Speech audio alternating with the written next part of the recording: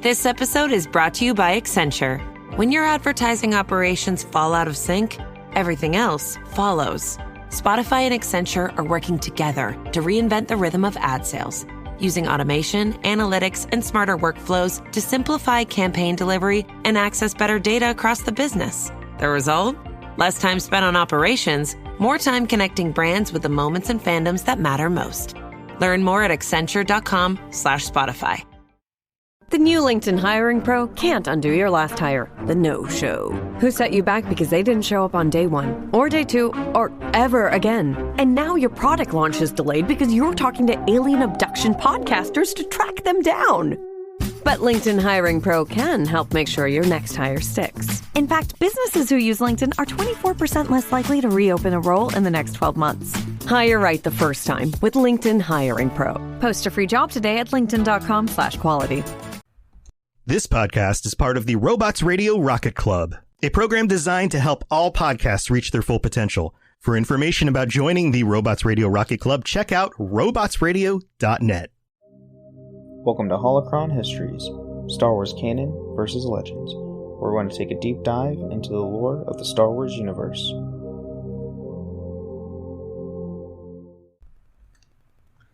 Well, hello and welcome to the Holocron Histories podcast, where we discuss all things legends and canon regarding the Star Wars universe. I am one of your hosts, Teacup, also known as Austin.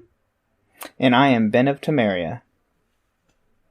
And we are back at it. Last week we had our patron chat, and we are back this week to continue with our discussion of the various factions, entities, governments of the Star Wars universe. And so, Ben, what do we got today?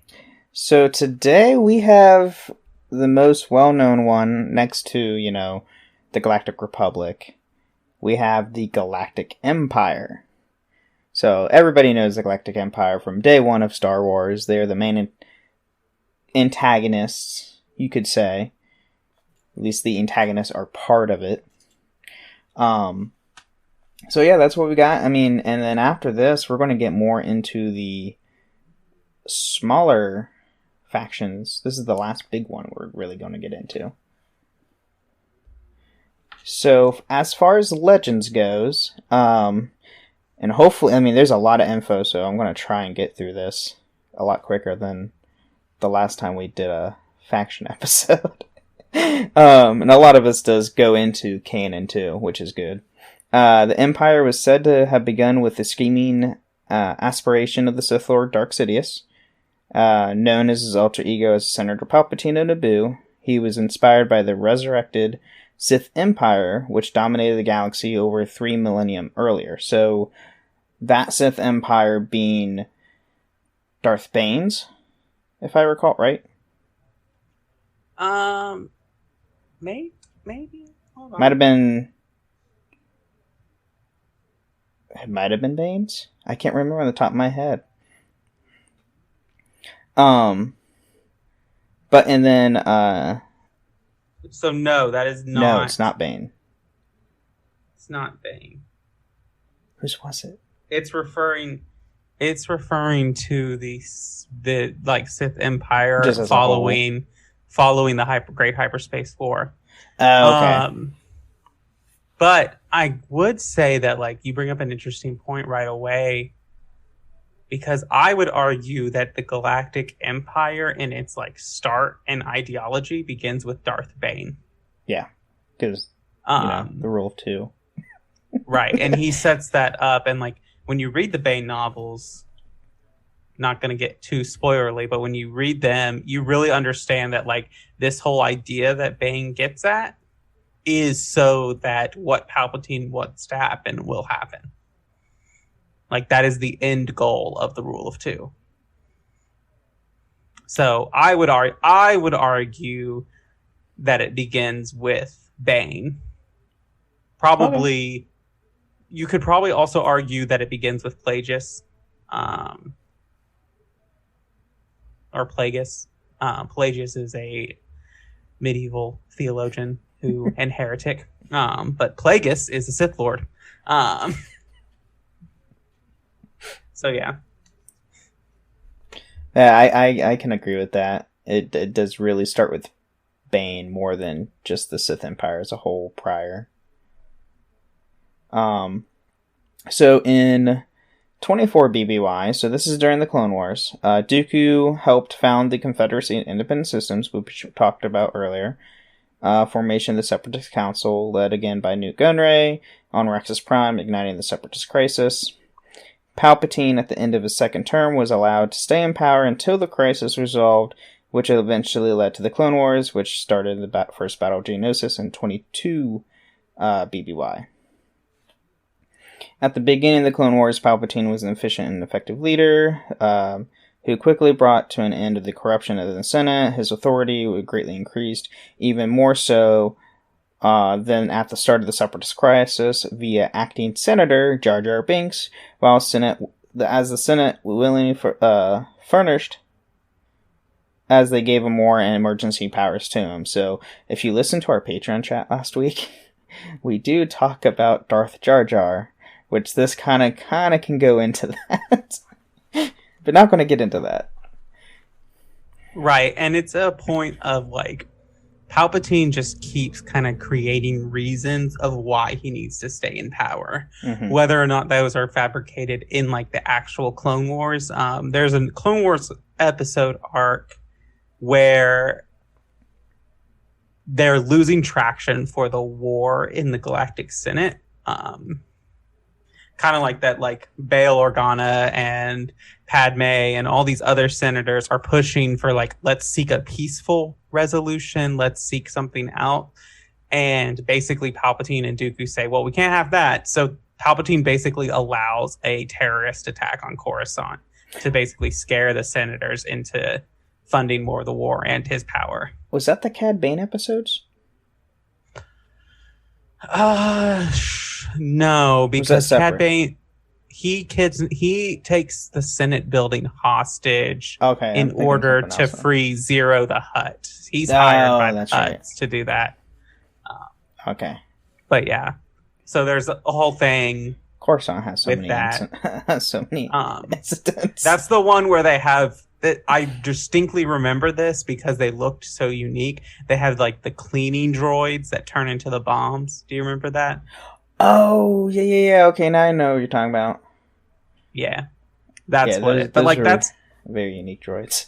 Yeah. That's what Palpatine does. He gets all this power, and he keeps increasing situations that keep him in power. So, yeah. And he would continue probably to do that until he kind of solidifies his role as Galactic Emperor. Yeah, that he does. And he does, because we see it. So, and then, so after the death of Count Dooku, on board the Invisible Hand above Coruscant, and the death of General Grievous on Utapau, Anakin Skywalker discovered that Palpatine was the Sith Lord, and after informing Jedi Master Mace Windu of his discovery, a Jedi task force led by Windu himself attempted to arrest him. After a brief duel, Palpatine appeared to be defeated, Skywalker arrived, and you know what happens. This is episode 3, where, Anakin comes in, I need him, and then cuts off Mace's hand, and then Sidious or Palpatine force lightnings him out the window. And then that's the birth of Vader. Palpatine then proceeded to carry out the Great Jedi Purge, including the massacre of the Jedi Temple itself, which eliminated almost all the Jedi, while simultaneously wiping out all the leaders of the Confederacy on Mustafar, including the Separatist Council, Representative Newt Gunray, who was Anakin's last victim. The Separatist was reduced to a shadow of its former selves, thus bringing an end to the Clone Wars. And then, securing his new power and position, Palpatine used the so-called Jedi Rebellion to issue the declaration of a new order, and declared himself Emperor of the Galaxy in 19 BBY, replacing the Galactic Republic with the Galactic Empire. Likewise, Palpatine vowed that his newly formed empire would reign with 10,000 years of peace. And obviously that does not happen. within this 19 years. This might be the like shortest lived faction or government in the galactic history. Now that you say that, I'm pretty sure you're right. Because the Infinite Empire lasted for centuries, if not millennia. Mm-hmm. And the Galactic Republic was 20,000? 25,000? 20 years or something like that. It's like 25,000? Probably even more, because maybe not. I think there's a scene in KOTOR where basically Bastila says something like the Republic is 10,000 years old or something like that. I don't know. Shorter than the First Order. Yeah, because I would say, oh no, we don't know when the First Order started. Well, the First Order, I'm very confused on the First Order's like presence, because they have a leader, but they're not a government. True. It's just like it's just a military faction. Yeah, the ruling government of the time is the New Republic. Mm-hmm. For whatever short time. That might be shorter than the New Republic might be shorter than the Galactic Empire, but no, I would say the New Republic's longer, because you have that 30-year gap between 6 and 7. That's true.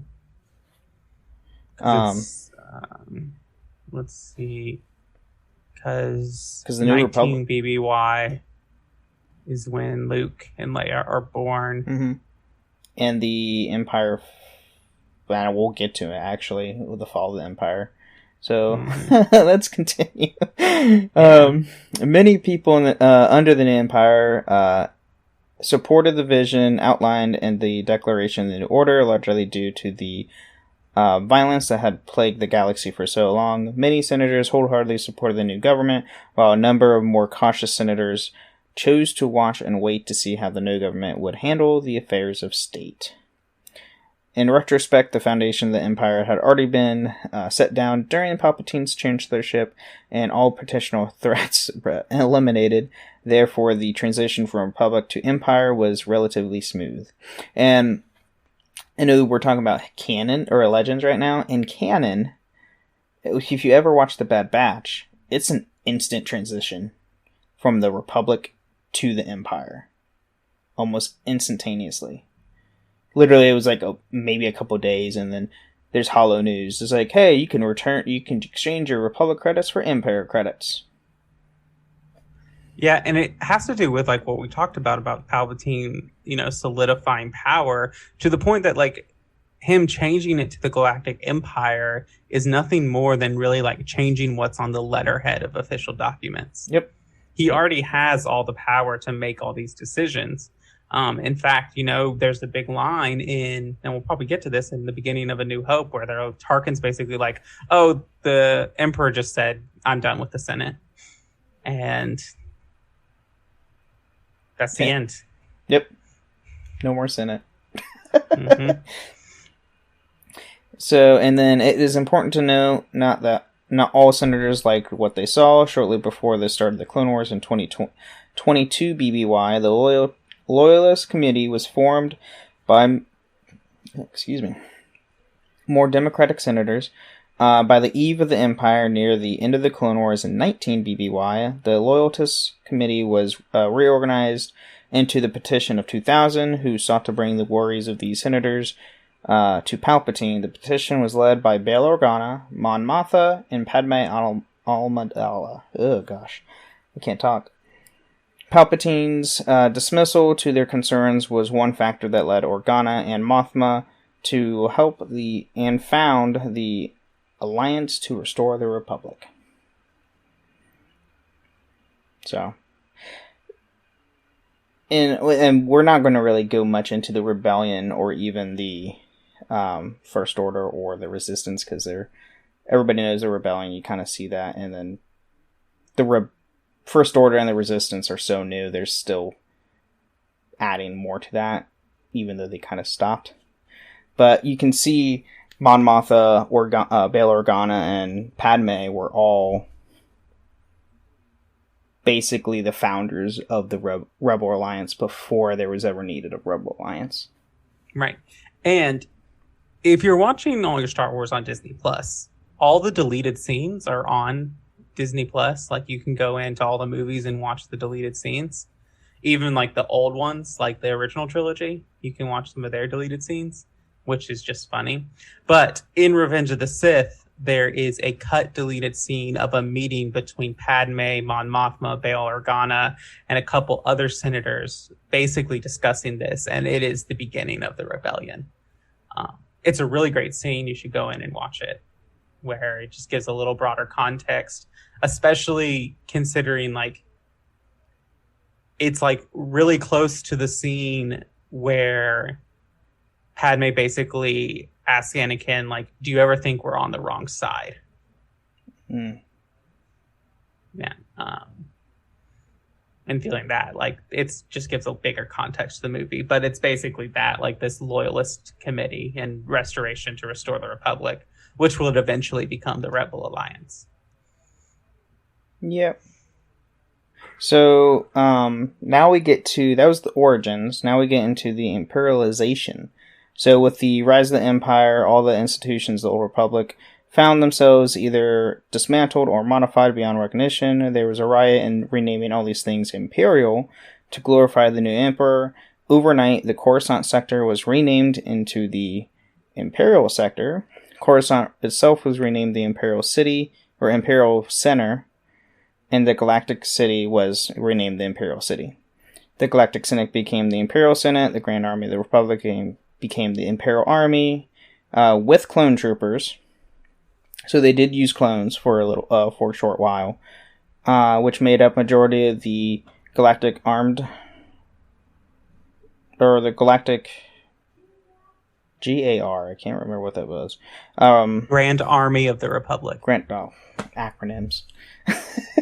Reorganized the Stormtrooper Corps and the Republic Navy to become the Imperial Navy. So literally overnight they just changed all the names. It's like, we're going to be Imperial now. Right. And so one thing that's different from Legends and canon that they've kind of moved and kind of changed a little bit is that in the old Legends, the clone troopers were never really phased out. They just kind of died out because they aged quickly. So like by the time of, like, you see in Rebels, Rex is kind of like an old man, and he looks older than Boba Fett, who is also a clone. That's because the army has accelerated aging so they could breed troops faster. Yep. Boba was the modified clone. Mm-hmm. And so they just age out at that point in the old Legends. In fact, you hear about this mainly in the original Battlefront 2 game from 2005, where they basically, it's one of my favorite things because it's just so funny, and you can tell like that George Lucas writing had this in there. It's their talk about like the Empire, the Republic changed into the Empire, and it's like we got shiny new armor. And I always remember just the clone voice saying shiny new armor of the Stormtrooper armor. But yeah, and so they kind of phase out, and basically it's so funny because in the thing they say that the Empire went away from an all-clone army because Palpatine felt like it stinked of corruption.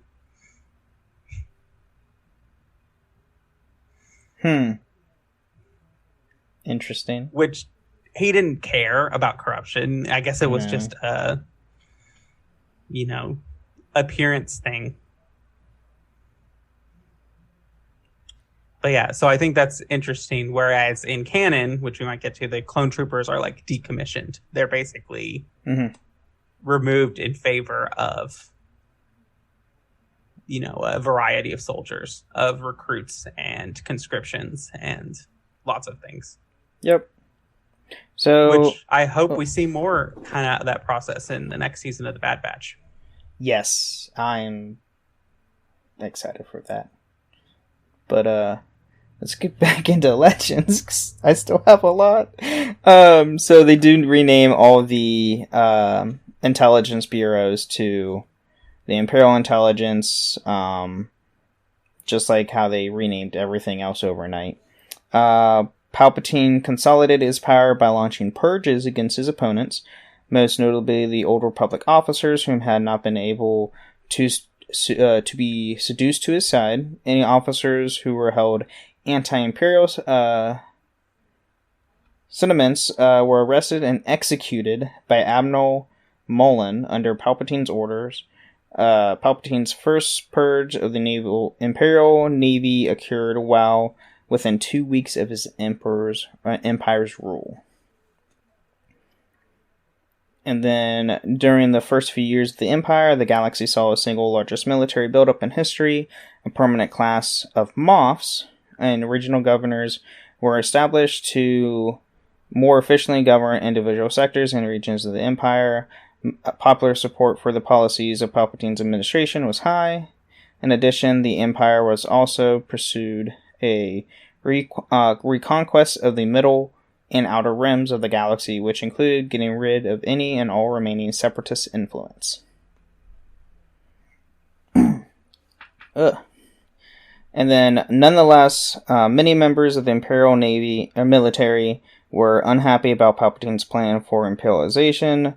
One Imperial officer in particular, the headmaster of the Imperial Academy, Gentis, who lost all but one of his sons to Palpatine's warmongering ways during the imperialization effort, formed a military coup against Palpatine and poisoned him with Arth-6, which, as a means to bring peace to the Empire, something he realized that Palpatine would never pursue.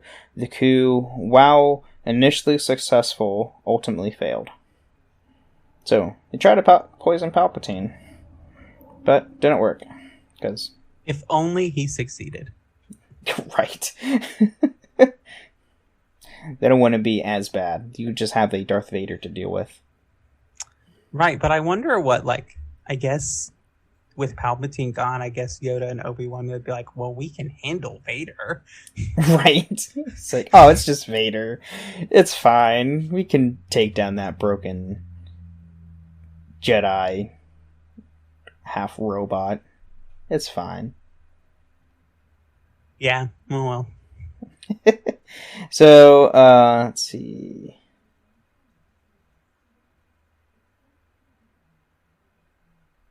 Okay, I'm going to try and fly through this. So we get to the Dark Times. As this process unfolded, the Emperor saw the respected Kamasi as a threat to his new order, so he ordered the devastation of their home planet. Kamas, a group of the Bothans infiltrators, responsible for sabotaging Kamas's shield generators, leaving the planet vulnerable to Imperial orbital bombment. So, this Empire also bombed a planet, just like how the Sith Empire bombed Terrace. If you ever play KOTOR 1, it's not fun. And then in 18 BBY, the Emperor constructed the huge asteroid-shaped superweapon Eye of Palpatine in order to use to destroy a Jedi enclave on Belsavis. However, the deadly superweapon was sabotaged by 2 Jedi Knights, and the Jedi on Belsavis managed to escape. That I did not know. I did not know he had a superweapon before the Death Star. Yeah, he just really cannot let the superweapon thing go. No. Tries once. Oh, it didn't work. Oh, we'll try again, but make it bigger. Because this one was asteroid size. It wasn't moon size. Many Jedi also rebelled against Palpatine's regime. Oli Starstone was in a group of Order 66 Jedi survivors, along with Ronan Shireen. Attempted to reestablish the Jedi Council, but were unsuccessful. The group fled to Kashyyyk to find out any Jedi survives there, but the Empire launched a massive takeover on the planet. Darth Vader killed Ronan Shireen and some of the Jedi, with Starstone barely escaping with her life. In which, anybody remembers? Question. Yeah. Oh, no, go ahead. I'm pretty sure this is the start of Force Unleashed, I'm pretty sure. I think you're right, and I'm pretty sure... Let me look. Because I think Ronan... No. Starkiller's original name is starts with a G. It's Galen Merrick. Garen Malik, yeah. Is his real name. Mm-hmm. And then a Wookiee among them named Chewbacca fled to the city to find his family. Meanwhile, Ferus Olin, along with these friends, including Jedi Master Solus, caused much havoc on the Imperial-controlled planets, including a rebellion on the planet of Balasa. The two Jedi break-ins of the destroyed Jedi Temple on Coruscant, and the destruction of the Imperial garrison and weapon munition center on Naboo. And then we get to, in one BBY, the Emperor and Vader were at the targets of an attempted coup of a group of treacherous Imperial officers led by Grand Moff Tracha? I think that's how you say it. Tracta saw the Sith as foolish and they saw him foolish and I think archaic, and believed the Empire should not be ruled by a two-man cult. They planned to use the batch of Ultra Stormtroopers loyal only to them to destroy the two Sith Lords. However, their plot failed, in part because the internal fighting between the two co-conspirators. Go figure. Yeah, if only they succeeded. Yeah. All these plans to take, to wipe out the Empire, and they all just fell flat. So, I'll try and skim through the resistance to the Imperial rule, because this is where we're going to get to, New Hope and the original trilogy. And 2 BBY, after the true nature of the Empire became clear, 3 of the most influential senators, Bail Organa of Alderaan, Garm Bel Iblis of Corellia, and Mon Mothma of Trindrilla, along with others, were the brink of starting a great rebellion against the Empire. To lure the dissidents out of hiding, the Emperor and Darth Vader had Galen Merrick, Vader's secret Sith apprentice, rally the rebels brought together by him, and they met in secret on Corellia and signed the Corellian Treaty. This officially formed the Alliance to restore the Republic, and more commonly known as the Rebel Alliance. So, in Legends, Starkiller, as we know as Galen Merrick, is technically the founder of the Rebel Alliance with all these senators. Right. He's the one who gathers them initially on Vader's orders and then kind of realizes that they're right. Yep. Through lots of things about that. And fun fact, his family crest is the Rebel Alliance emblem in Legends. That's interesting. Which makes sense because it's kind of a play on the Jedi crest a lot. It's simpler and wider. Mm-hmm. But so I guess that makes sense. So I'm going to skip through some of this. A key instrument in the enforcement of the doctrine of this... let's see, what doctrine was it? The Tarkin doctrine. So as the threat of the rebellion allowed Palpatine to endorse the Tarkin doctrine to rule by fear of force rather than force itself. If anything, Palpatine welcomed the formation of the fledgling Rebel Alliance as a legitimate excuse to remove the last vestiges of the Republic and tighten the grip on the galaxy. So he let them spry up just so he could put fear, basically the fear into the universe of everybody. Right, and I think this is the Palpatine tactic because he spent all this time gathering his power based on the necessity of war, and he left the Senate in charge for whatever reason, probably because he thought if he changed too much too quickly, it wouldn't work for him. Mm-hmm. But then he gets this new conflict, and his gears start turning. He's like, well, I can use this to solidify more power in all of this. And that's what he does, which is probably why the rebellion isn't wiped out right away. Yeah. Yeah, his own hubris and pride in thinking, oh, well, they'll never be strong enough to take me down. Yep. A lot is his downfall.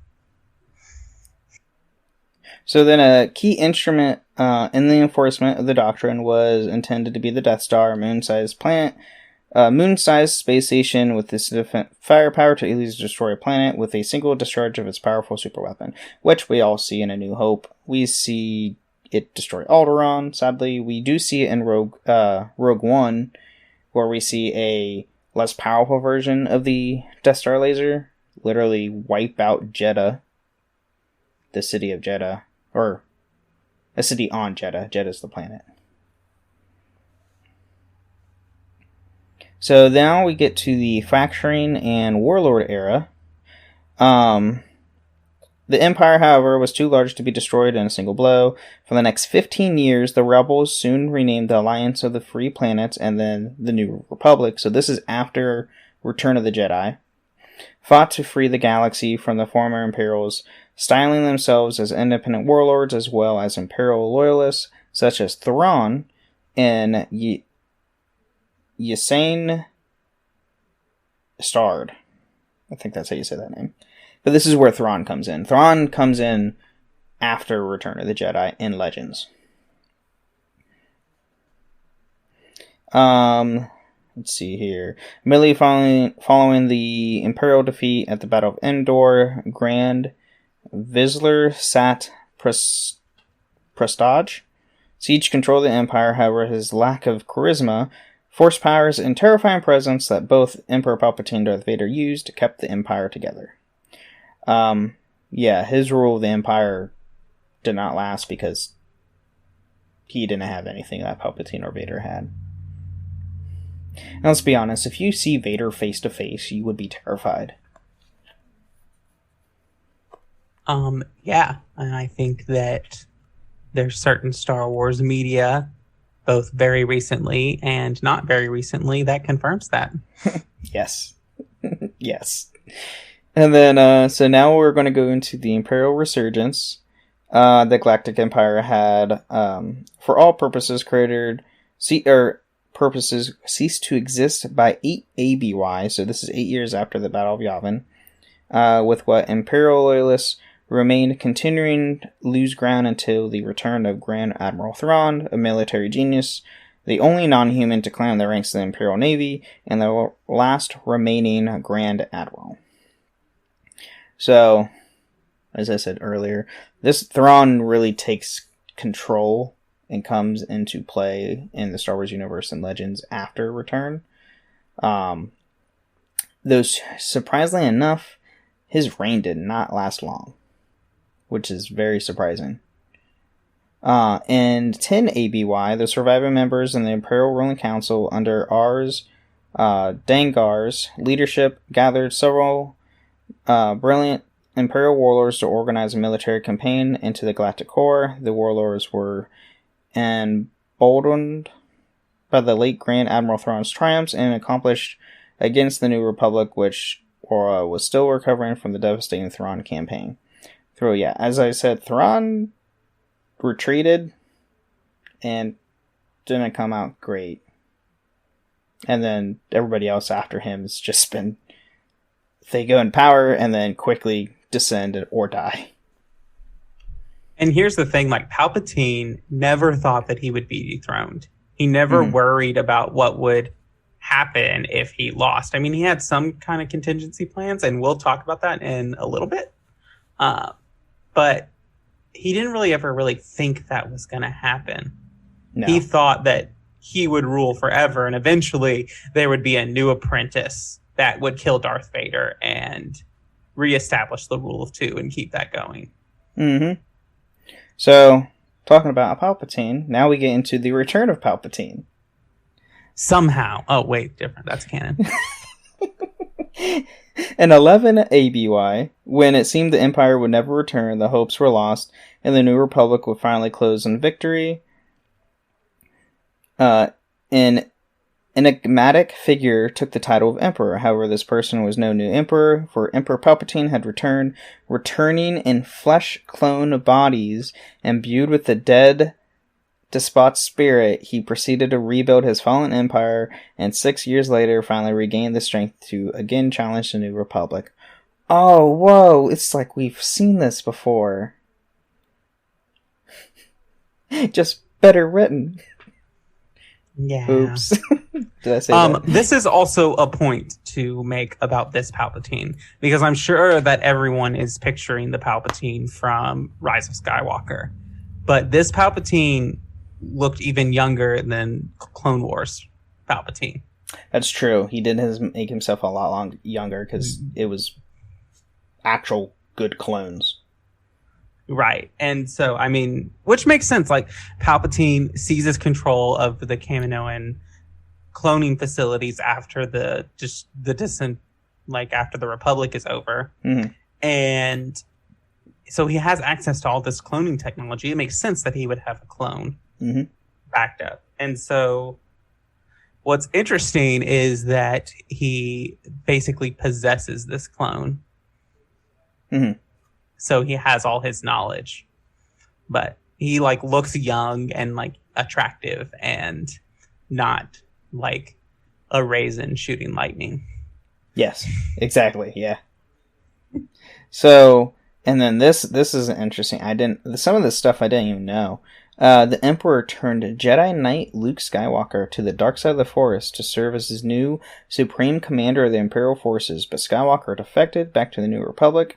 And the astromech droid R2-D2 programmed the Emperor's all-aspiring superweapons, the World Devastators, to destroy each other during the first battle of Mon Calamari. So, interesting. Luke did fall to the dark side. Yeah, and you can read about that in the New Republic books of Legends. And kind of all of that going on with Luke turning to the dark side, which I think is interesting. I believe, not to be spoiler, but I believe it's Leia who brings him back. I believe so. It's either Leia or it's through some of it. It's either Leia or it's Mara Jade. It's one of them. Okay. But they basically his family has to bring him back.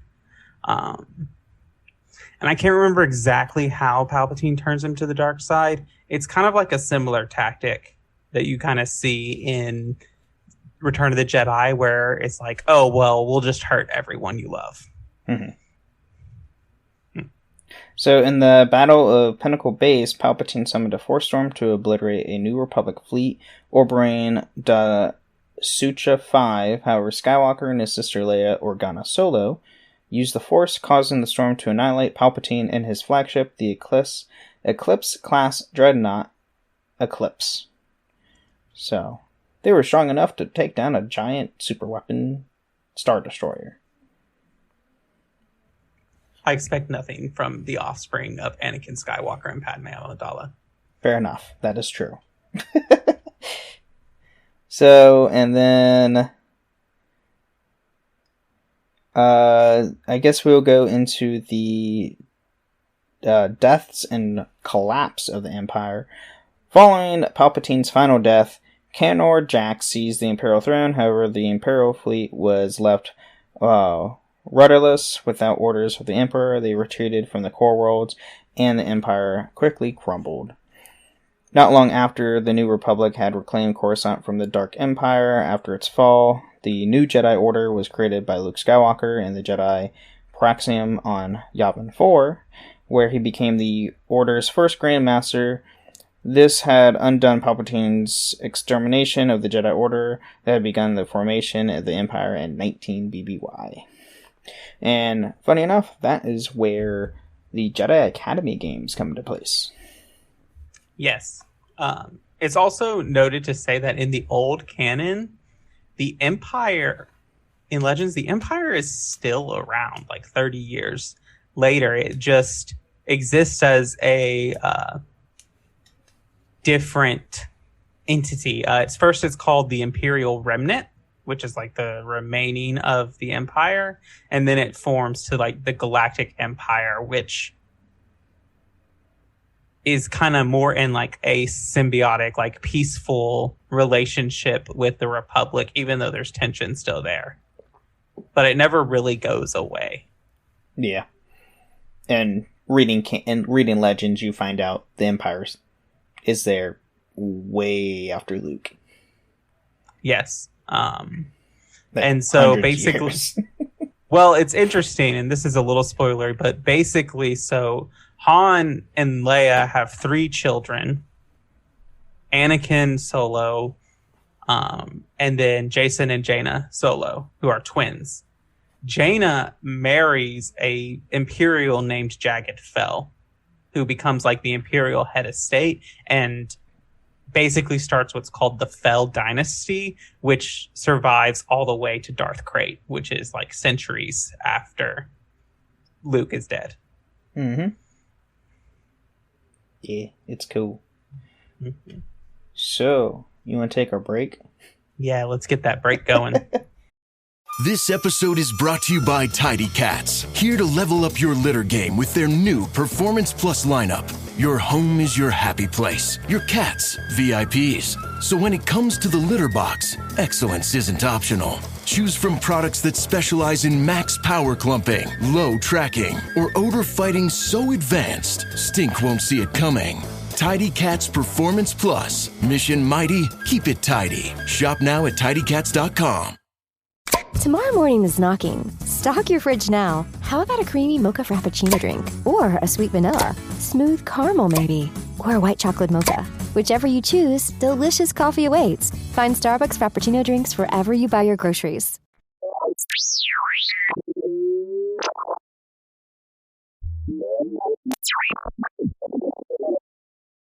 So welcome to the break of the show. And this is where we talk about all things that don't have to do with the podcast. Or they do have to do with the podcast. They don't have to do with the lore of Legends versus canon. And this is a time that I remind you that we do have a Patreon. You can come find the link in the episode description or go on Patreon and find us there if you want to support us. There are different tiers with different benefits, from just basically getting ad-free episodes all the way to coming up on the show with us and once a month talking about various topics.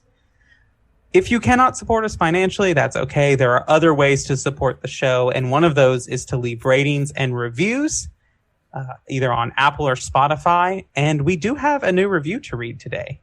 Oh, we do? Yes. I didn't even see that. Yeah. So this comes from the Vino Jedi, 5 stars, an elegant podcast for a more civilized age.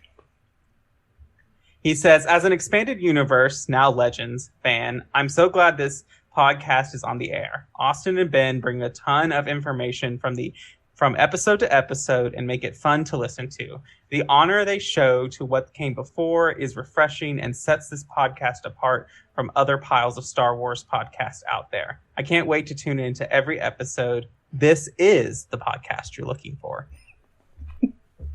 That's awesome. Yes. So thank you for that review. Awesome review.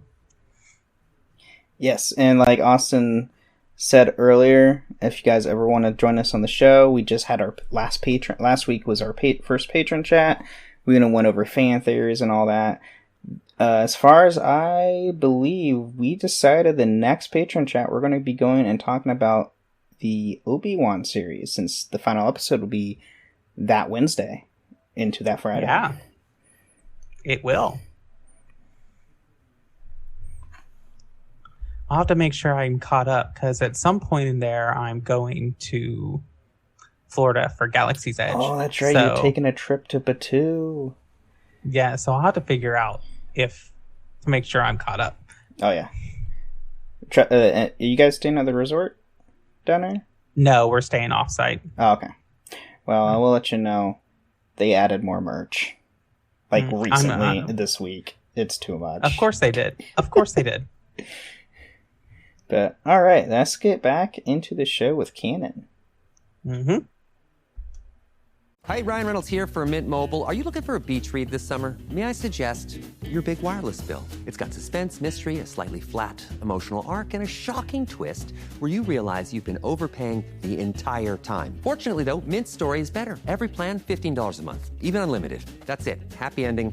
0 tears. Give it a try at mintmobile.com/switch. Upfront payment of $45 for 3 months, $90 for 6 months, or $180 for 12-month plan required. $15 per month equivalent. Taxes and fees extra. Initial plan term only. Greater than 50 gigabytes may slow when network is busy. See terms.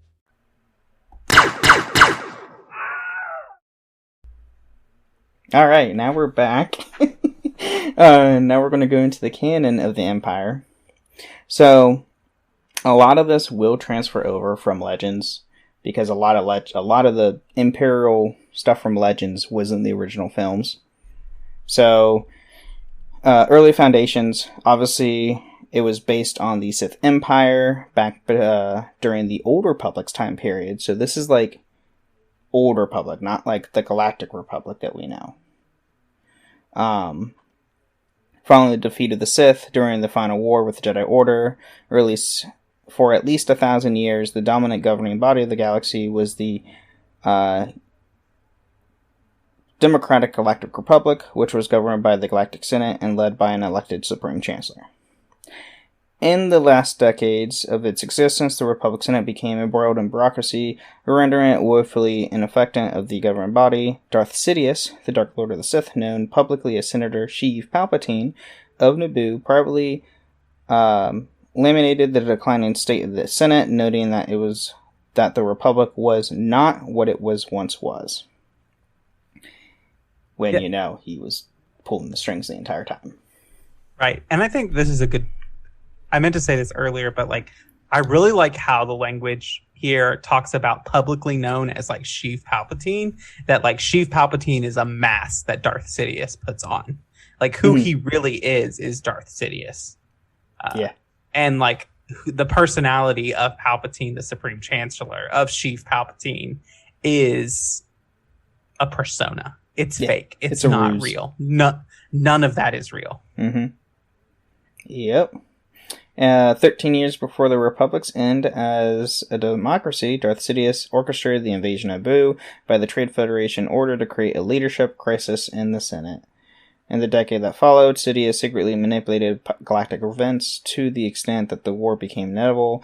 Besides persuading a dead Jedi Master, Sifo-Dyas, to create a secret clone army, he also tasked his Sith apprentice Darth Tyrannus, also known as Count Dooku, with exacerbating, excuse me pronouncing words today, political tensions in the Republic and engineering a separatist crisis. So, yeah, he did all that. And we see that, we see it through, the prequels, we see a lot of it through the Clone Wars, mainly through the Clone Wars, because we get all that back-end knowledge between 2 and 3. And then, for the birth of the New Order, as the war neared its end in 19 BBY, the Jedi Order had grown skeptical about the Chancellor. After the accumulation of emergency power, they began to suspect that a plot to destroy the Jedi was close to fruition.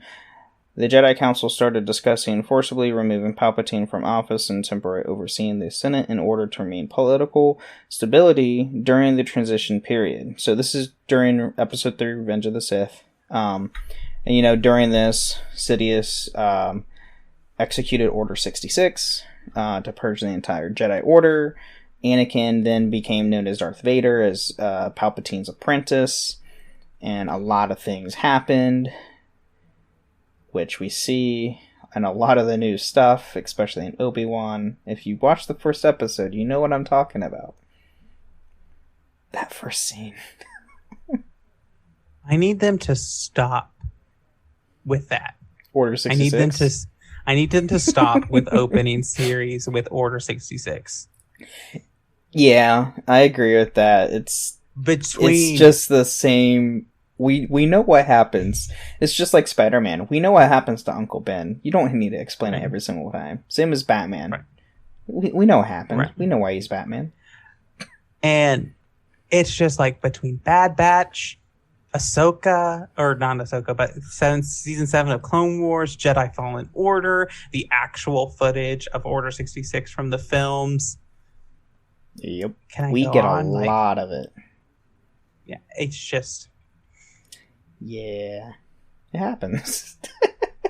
And then, so despite their order being wiped out, certain Jedi survived the initial purge. Many of them went into hiding after Grand Master Yoda and Master Obi-Wan Kenobi fought their way to the temple and transmitted a holographic message warning to the other Jedi about the Republic trap waiting for them there. Right before the two masters failed to destroy the Sith and headed to the exile themselves. Some of them, however, were initially hunted down and either killed, taken prisoner, or turned to the dark side, as part of the agency of dark side adepts known as Inquisitors. Shortly afterwards, Sidious turned his eyes to the Confederacy of Independent Systems and dispatched Darth Vader to wipe out Nute Gunray and the rest of his Separatist government leaders on Mustafar following the Imperial financier Arsene Creuss plundered the Trade Federation's account to fund the new Imperial government. So, yeah, they took all their money. Yeah, and this is something we didn't cover in Legends, but it happened. Palpatine basically, towards the end of the Clone Wars, he basically orchestrates an invasion of the banking clan and basically gets the banking clan under Sol Republic rule. Mm-hmm. So that he can basically control the galaxy's finances. And once he brings the Trade Federation and the Commerce Guild into the fold of there, it's just, not only does he have the political power of the galaxy, he now holds their economic system. Yep. He thought of everything. Down to the money. Which, I mean, making a Galactic Republic into the Imperial Galactic Empire, you kind of need a lot of capital for that. So now we get to the imperialization of the canon. The existing government bodies were all renamed to change the authority of the civil and military superstructure of the Old Republic. Were overhauled immediately under the personal direction of the Emperor. So they were all renamed Imperial, basically. In addition, the former roundel of the Republic was replaced with the new Imperial crest, a dawn on almost everything having to do with Palpatine's empire.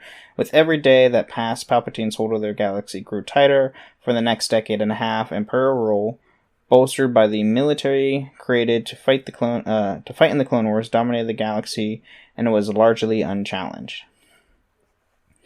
Happy for peace at the end of the fighting and rise of the Empire brought, the new government welcomed by people tired of the Clone Wars. On the planet of Pantora, citizens cheered as clone stormtroopers marched past them near the Imperial informational station, where a message played on announcing personal chain codes and a new currency. So this is in Bad Batch, I believe, right? Yeah. After the Separatist droid army was promptly shut down, its navy was dismantled at locations across the galaxy, such as the Bringy shipyards. However, various droid models and Separatist technology, except Imperial operation, and managed to work their way onto the black market, and many models taken from Separatist frigates and destroyers, including pieces from Admiral Trek's warship, the Invincible. Any Jedi survivors Sidious purged were systematically hunted down and killed either by Darth Vader or any of the Emperor's Inquisitors in the years that followed the rise of the New Order, when Zubon and Cornori and his nest of fellow Jedi were all found within the Jedi Shrine on Enorat. I think that's how you say that. They were all forced and separated to flee, only to be tracked down and killed by an Inquisitor one by one. Within 2 decades, only a few known Jedi were still alive and in exile to avoid the Empire's wrath. And then, in order to draw out any of the Jedi and the children capable of touching the Force, the Empire charged the Inquisitors with not only tracking the Order 66 survivors down, but also preventing Force-sensitive youth in the galaxy from becoming Jedi. Which we do see that in Rebels with the... Oh god, the 5th brother and 6th sister? 7th sister. I thought she's the 6th. 7th was the one in Fallen Order, I thought. 2nd. So... There's the 2nd and... 2nd and 9th are on Fallen Order. That's where the eighth brother, the fifth brother, the seventh sister, and the eighth brother are in Rebels. The sixth brother is in the Ahsoka novel. Mm-hmm. The third sister is in Kenobi. Yep. We haven't seen the fourth. Or the first. Well, the Grand Inquisitors. The Grand Inquisitors first. I'm pretty sure the Grand Inquisitor is the first Inquisitor. Okay. I think there are 10. I think there is a ninth brother. Oh, the ninth sister. And then I think there's a 10th somewhere. But I don't know. They still have yet to flesh out the Inquisitors, like, pecking order, really. Right. And I don't think we figured out they're the third Inquisitor in Kenobi. I don't think she got a number. Third. They straight up say third sister. That's Reva. Yeah. The other one. Oh, I thought that was the seventh sister. It's hard for me to tell because it's so different. Obviously, that's the fifth brother. I'm pretty sure that's the seventh sister. I mean, I can't tell. You can't tell from the animation they used to. She has now. I mean, Kenobi and Rebels is a 4-year gap. Yeah, it's a 4-year something gap. Like that. I have no idea. So we'll find. We'll see. We'll find out. We'll probably find out in the series anyway. Mm-hmm. So then, seeking to make examples of worlds who continue to harbor successionist tendencies, Moff Wilhelm Tarkin was assigned to make an example of Antar 4, a populous moon that had been a part of the Separatist Alliance and involved in a scheme involving Republic intelligence to train locals into well-armed resistance groups. So, that's cool. And then now we get to the Age of the Empire. At some point during the reign, the Empire undertook an expansion effort known simply as the Imperial Expansion. It was during this time that they constructed a military installation on the volcanic world of Navarro, which Navarro is the planet in Mandalorian, right? Is that Mandalorian? I think so. For me, it sounds way too much like Navarra, which is a country in Thetis, the world of Dragon Age. So that's all I can think of. That's fair. Oh my god, there's so many names between Dragon Age, Assassin's Creed, and Star Wars that are so similar. Yep. Yep. All right. And then, in total secrecy, the Empire took over the construction of a massive battle station with enough firepower to destroy an entire planet, later known simply as the Death Star.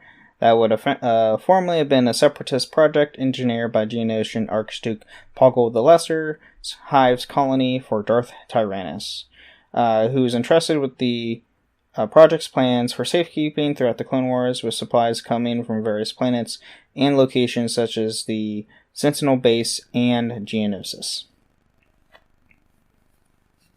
As the Galactic Empire grew, Palpatine moved closer to his ultimate plan of ruling the entire galaxy and unlocking the secrets of the Sith Masters who had come before him. With the near extermination of the Jedi Order and the Empire's falling in power and strength, the Emperor ultimately planned to possess the powers of the dark side to reshape reality itself into something of his own creation, and the omnipotent Empire would allow all the galaxy's inhabitants to be held in his dark embrace. Which we kind of get that a little bit in Rebels season... Is that season 4? With the World Between Worlds? Yeah. Yeah. Which is why he would probably want that, because I think there's more to the World Between Worlds other than its like time travel capabilities. Well, I think there's a lot more influence it can have. I wouldn't say... I guess it would be time travel. Everything connects, past, present, future is all connected within that world. Yeah, it's still a mystery. I am not the biggest fan of the World Between Worlds, because at this point, like, if you're gonna save Ahsoka, like, at that point, why not just try to go back and stop Anakin from betraying Mace Windu? Like, At what point are you going to say, oh, well, this is enough? Like, that's fair. And then, let's see here. A major turning point against the Empire's advance into the Outer Rim occurred on 11 BBY. The Imperial forces, commanded by Captain Ray Salone, engaging in a small skirmish in the vital rim, into the inner rim of Gorse.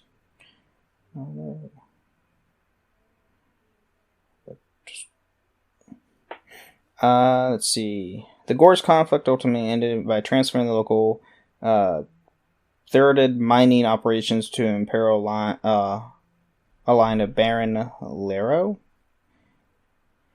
Danth, while Sedula and Jarrus departed on heavily modified light freighter Ghost, would become an essential and eventually formation of the Rebel Alliance. So, during the age of during all these like different conflicts,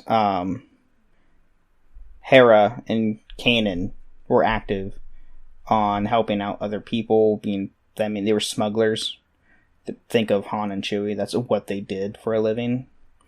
Hera was kind of like, secretly doing other things, being part of the Rebel Alliance. They were both active. And I think this is something that's a little different than Legends a little bit. Legends kind of has the rebellion like forming like almost right away and like always forming into this like centralized power. In canon, they start as all these little factions that aren't really even united until what is the planet that the Death Star plans are on?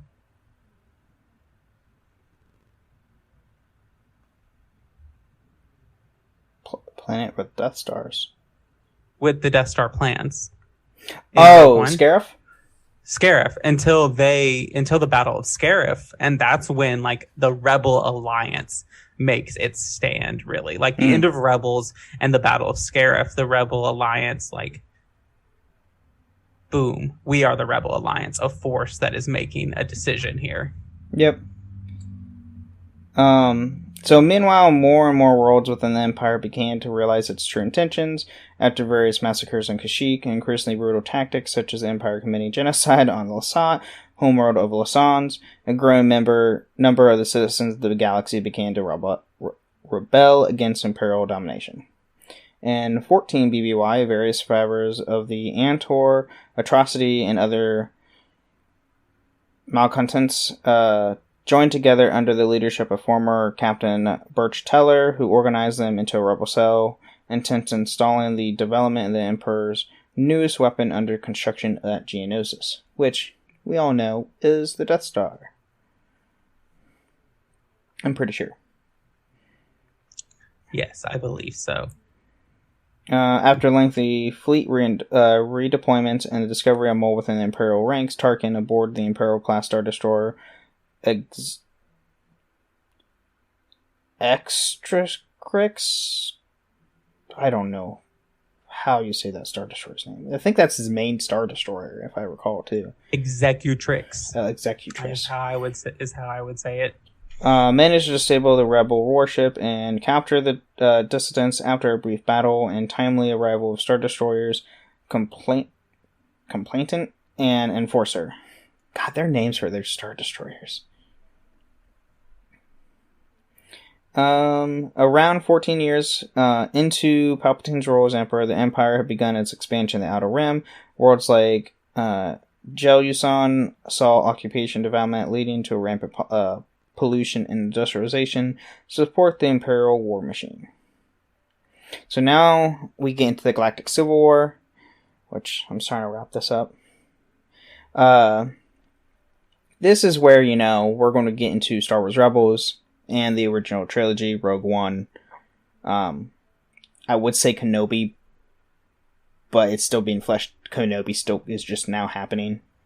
Mm-hmm. And he wasn't really part of much anything at the moment. Right. If you want the formation of kind of like the Rebellion and the Galactic Civil War, watch the seasons, all 4 seasons of Rebels, read the Ahsoka novel, all kinds of things like that.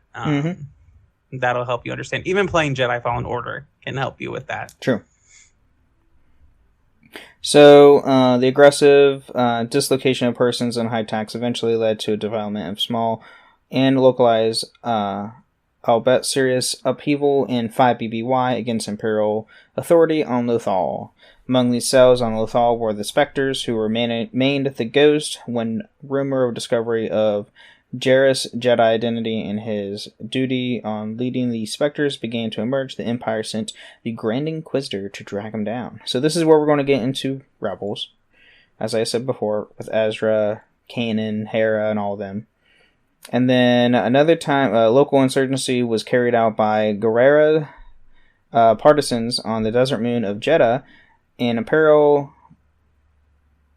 Procreate in the ancient streets of Jeddah City as part of their larger campaign against the Galactic Empire. Unknown to many of them, Director Orson Krennic and Grand Moff Tarkin had decided to test the capability of the Empire's new superweapon-equipped battle station, the Death Star, by firing a super laser at the city using a single reactor ignition. So instead of 8 or 10 reactors, there's only one, and it devastated, literally leveled an entire city. We see this in Rogue One. In 0 BBY, a group of rebels led under the call sign Rogue One would capture the brittle plans of the Death Star, which had just completed after nearly 2 decades on work of Scarif. So, we get that.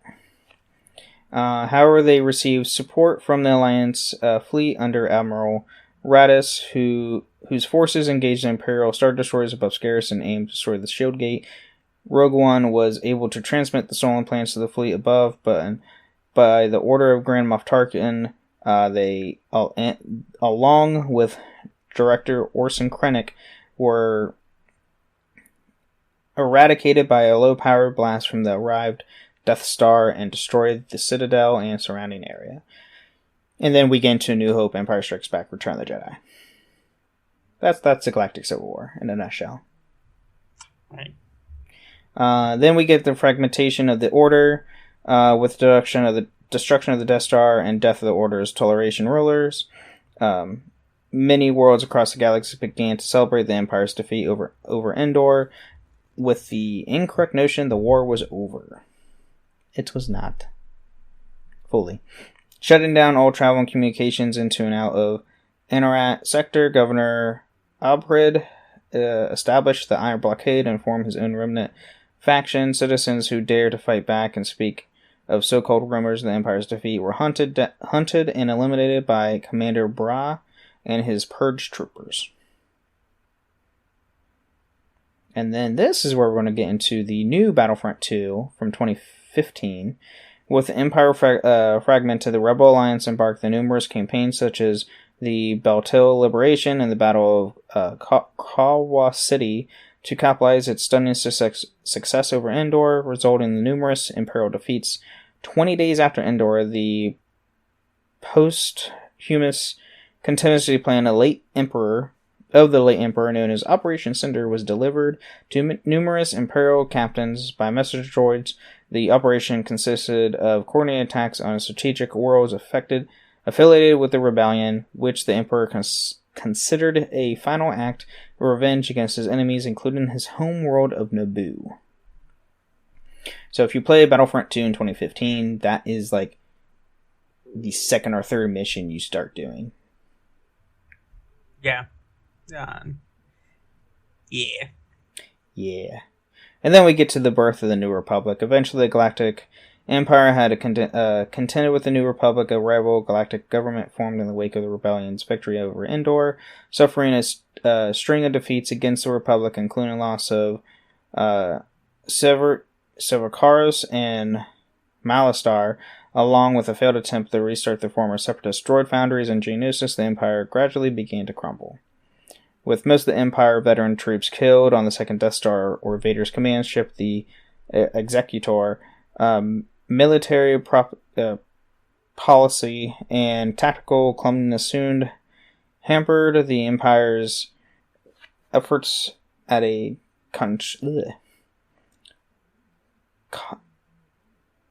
concentrated strike against the Republic. God, words. And then there's still more. Well, we basically, to the Empire's end, they had the Battle of Jakku, and that is where really the events where the Empire truly fell was over the Battle of Jakku, which you do play in Star Wars Battlefront 2 of 2015. Right. And it's like Rey is basically moving all around the remnants of that battle. Yes. Yep. And that's pretty much it in canon for the Galactic Empire. That was a lot.